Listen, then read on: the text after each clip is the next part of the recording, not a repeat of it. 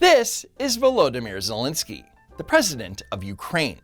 For the past 3 years, Ukraine has been fighting a war with Russia after the country was invaded in February 2022.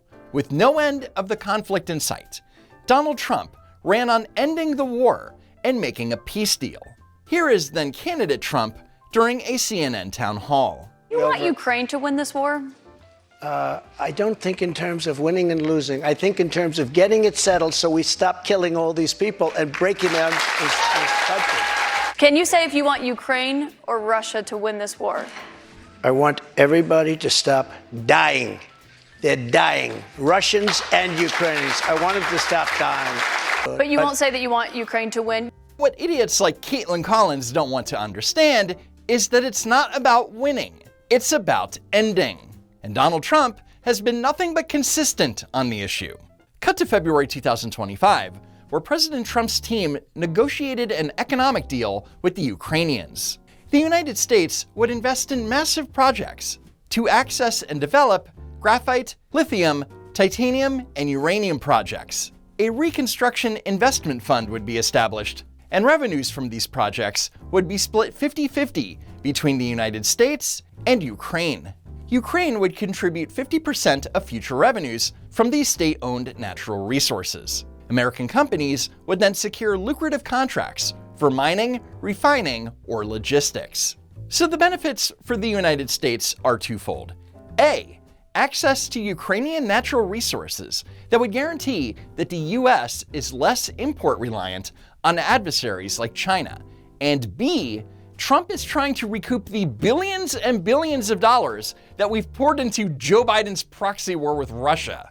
So February 28th, 2025, Zelensky arrived at the White House to hold a joint press conference with President Trump, where he would then sign what everyone is referring to as the minerals deal. But first, there would be a meeting in the Oval Office. It's an honor to have you here. Thank you very much for coming. We're going to sign the agreement at the conference in the East Room in a little while, right after lunch. And we'll be having lunch together. We're also discussing some other things. And we appreciate everybody being here. It's somewhat of an exciting moment, but the really exciting moment is when they stop the shooting and we end up with a deal. And I think we're fairly close to getting that. And we have something that is a very fair deal. And we look forward to getting in and digging and working and getting some of the rare earth.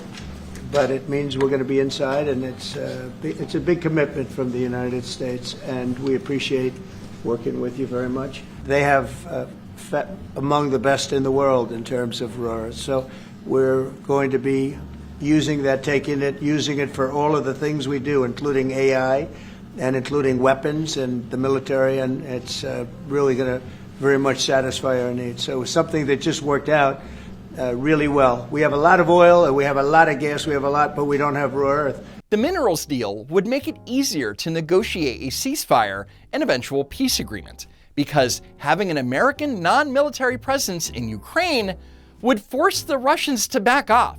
But unfortunately, Zelensky did not come to the White House looking forward. And I really count on your strong position to stop Putin. And you said that enough with the war. I think that is very important, Ben, to say these words to Putin at the very beginning of war, because he's a killer and terrorist. But I hope that together we can stop him.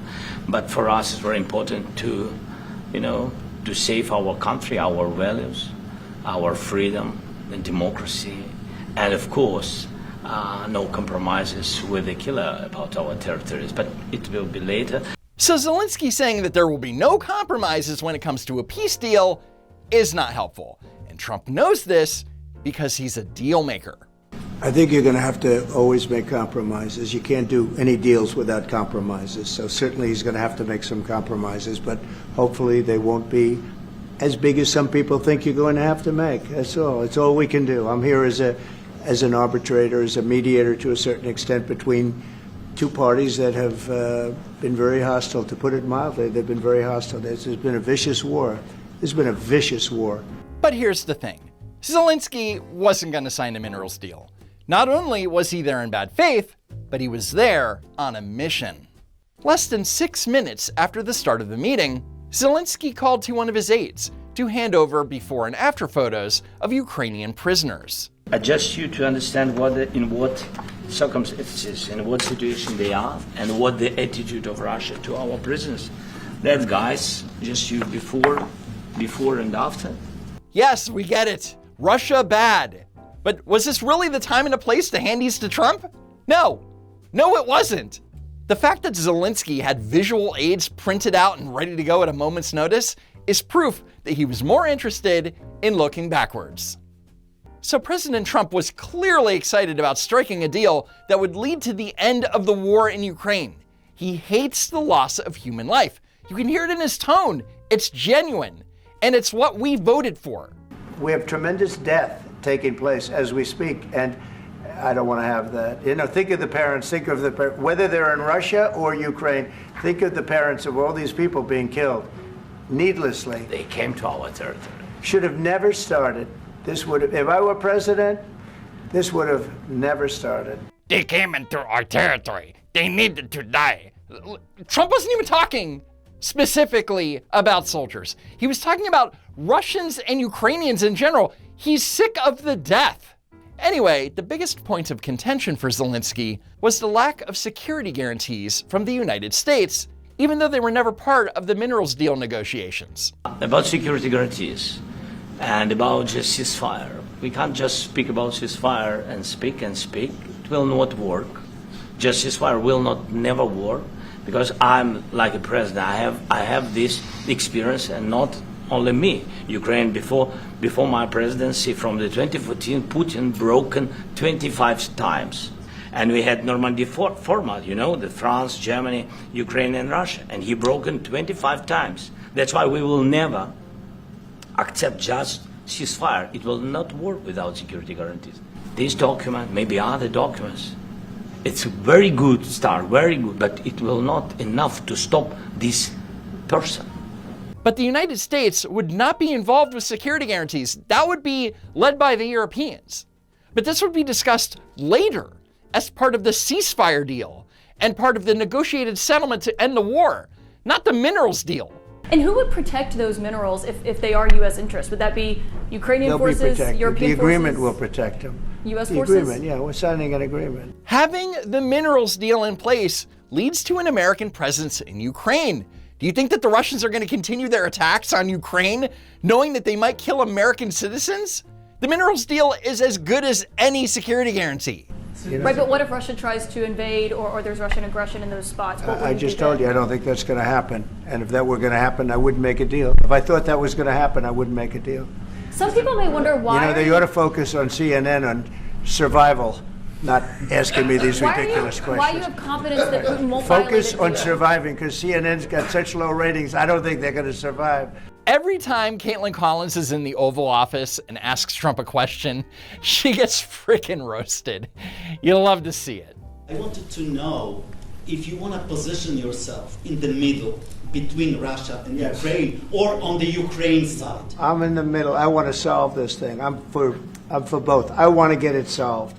And it's wonderful to speak badly about somebody else, but I want to get it solved. If we can solve it, great. If we can't solve it, they're going to have to fight it out, and who knows what's going to happen. But I want to see it get solved. You want me to say really terrible things about Putin and then say, "Hi, Vladimir, how are we doing on the deal?" It doesn't work that way. I'm not aligned with Putin. I'm not aligned with anybody. I'm aligned with the United States of America. And for the good of the world, I want to see if we can get this thing done. You want me to be tough? I could be tougher than any human being you've ever seen. I'd be so tough. But you're never going to get a deal that way. So that's the way it goes. But Democrats, the media, and President Zelensky are all insisting that when it comes to negotiating the end of the conflict, that America can't be neutral because feelings. So Zelensky was mostly negative during his White House visit and crapped all over the idea of a ceasefire the entire meeting. 25 times he broken his own signature. 25 times he broke a ceasefire. But he never broke to me. He never broke to me. No, you were the president. He were the president during. He never broke to me. In 2016, you've been the president, Mr. President. You've been the president, but he had, of course, not with you, but he had during those periods, he had conversations with our side. Okay, Trump wasn't the president in 2016. That was Obama. Also, the ceasefire that he's talking about was brokered by Germany and France, not the United States, and certainly not Donald Trump. Regardless, Zelensky is basically saying that if Trump negotiates a ceasefire, then it won't work either. Otherwise, Putin will never stop and will go further and further. He doesn't want. He hates us, you know? It's not about me. He hates Ukrainians. In 2019, I signed with him the deal. I signed with him, Macron and Merkel, we signed ceasefire. Ceasefire. All of them told me that he will never go. We signed him gas contract. Gas contract. Yes, but after that, he broken this ceasefire. He killed our people and he didn't exchange prisoners. We signed the exchange of prisoners, but he didn't do it. So Zelensky is in the Oval Office trying to make the case that the Russians will not stick to the terms of a ceasefire, which begs the question, what the hell is Zelensky even doing there? The answer is simple. He was there to take advantage of the spotlight to garner sympathy for his cause. And when he wouldn't kiss Zelensky's ass, Democrats would accuse President Trump of favoring Russia and Putin, which has been the Democrats' biggest hoax for the last 9 years and counting. Sad, really. So Vice President J.D. Vance stepped in and basically made the case as to why Trump's diplomacy would work and why the Russians would likely stick to the terms of a ceasefire and a peace agreement. I want to respond to this. So look, for 4 years in the United States of America, we had a president who stood up at press conferences and talked tough about Vladimir Putin, and then Putin invaded Ukraine and destroyed a significant chunk of the country.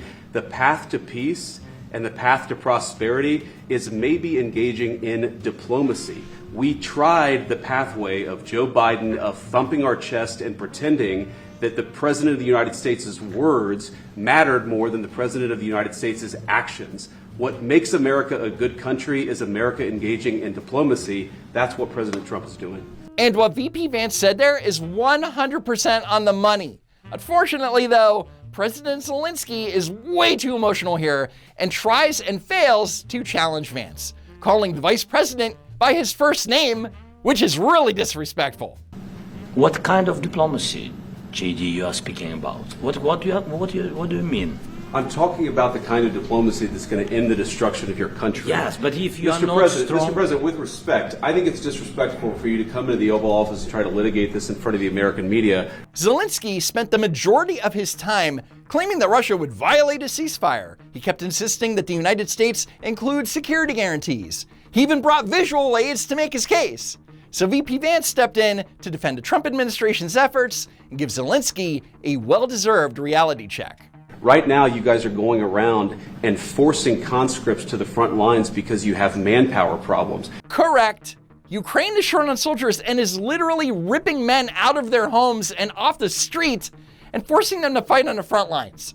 Zelensky attempts to deflect. Mr. President, do you disagree that you've had problems bringing people into your military? We have problems. And do you think that it's respectful to come to the Oval Office of the United States of America and attack the administration that is trying to prevent the destruction of your country? A lot of questions. Let's start from the beginning. Sure. First of all, during the war, everybody has problems. Even you, but you have nice ocean and don't feel now, but you will feel it in the future. God bless. You don't know that. God bless. You God bless. You will not have a war. Don't tell us what we're going to feel. We're trying to solve a problem. Don't tell us what we're going to feel. I'm not telling you. Because I'm you're in no answering position on to this question. dictate that. That's Remember exactly this. what I'm not You're dictating. in no position to dictate what we're going to feel. We're going to feel very good. You will feel influence. We're going to feel very good and very You strong. will feel influence. You're right now not in a very good position. You've allowed yourself to be in a very bad position, and he happens to be right about it. From the very beginning of the war. You're not in a good position. You don't have the the cards right now. With us, you start having not cards. playing cards. But right now, you I'm don't. very You're playing serious, cards. Mr. President. You're I'm playing very cards. serious. You're gambling I'm the with the president lives of anymore. millions of people. You think- You're gambling with World War What III. what do you You're think gambling about? with What do you World think War about? III. Have you said thank you once? A lot of times. No, in this even entire meeting, today. you said thank even you. today. No, he didn't. Look, the first thing that he should have said was, "This deal will help secure a brighter future for Ukraine, and we are thankful for the opportunity." But instead of gratitude, he gave an attitude. Please, you think that if you will speak very loudly about the war, you He's can... not speaking loudly. He's not Yeah. speaking loudly. Your country is Can I- in big can- trouble. can I Wait a answer? minute. No. Can You've I done a lot answer? of talking. Your country is in big trouble. I know. You're not I winning. know. You're not winning this. I... You have a damn good chance of we are coming out staying, okay because of Mr. us. President, we are staying in our country, staying strong from the very beginning of the war. We've been alone, and we are thankful. I said thanks You haven't in been this alone. cabinet, You and haven't not been only alone. in this cabinet. We gave you, through I this said stupid thank- president, $350 billion. You voted we gave for you your military president. equipment, You and you voted men for are your brave, president. but they had to use our military. What about West? If you didn't have You our invited military me- equipment, you invited if me you to didn't speak. have our military equipment, this war would have been over in 2 weeks. In 3 okay? days, I heard it from Putin. In 3 days, this is something Maybe new. less. In 2 weeks, of course, yes. It's going to be a very hard thing to do business like this, I tell you. But you see, I think it's good for the American people to see what's going on over here. I think it's very important. That's why I kept this going so long. You have to be thankful. You don't have the I'm cards. thankful. You're buried there. Your people are dying. tell you You're again, running I low know. on soldiers. Don't- Listen, don't, please, you're running Mr. low on President. soldiers. It would be a damn good thing. Mr. And then you tell us, I don't want a ceasefire. I don't want a ceasefire. I want to go and I wanted this.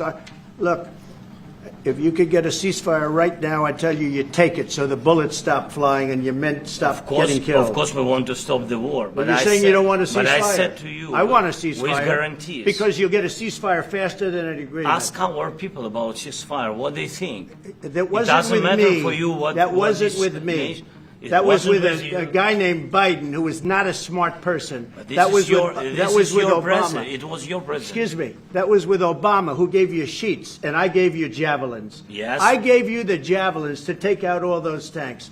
Obama gave you sheets. Trump is referring to the $600 million in assistance by the Obama administration to Ukraine, which went into non-lethal aid, such as vehicles, night vision goggles, body armor, and blankets, not sheets.